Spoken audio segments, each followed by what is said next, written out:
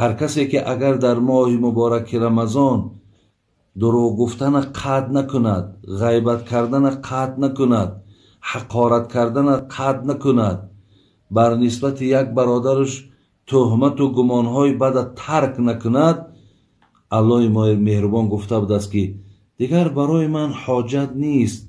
که تو خواه طعام میخوری، خواه مقصد از نوشابه ها می نوشی، دیگر اختیار در دست خودت.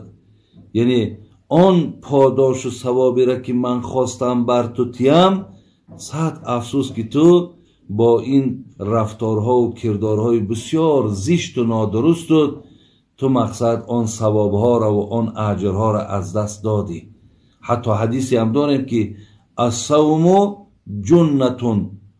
ما لم یخرقها، روزه سپر است مادامی که شما این سپر را نشکنید. یعنی معنیش این است که شکستنش انامین راه نادرست در ماه رمضان انتخاب کردن و در این ماه رمضان دروغ گفتن، در این ماه رمضان بیرحمی و بی انصافی کردن، این شایسته آدمی روزدار نیست. برادران عزیز، از این لحاظ بین شرط ها را هم در داخل حدیث پیامبر نازنین گوش زد من داره که مبادای به این کارها دست نزنین که شما از این بسیار پاداش بزرگ برادرای عزیز و گرامی محروم میشین. حتی بین در دوام حدیث میگه فَإِنْ صَابَهُ أَحَدٌ أَوْ قَاتَلَهُ فَلْيَقُلْ إِنِّي صَائِمٌ. حتی چقدر عادی و ساده میگه اگر یک نفر شما را حقارت کند،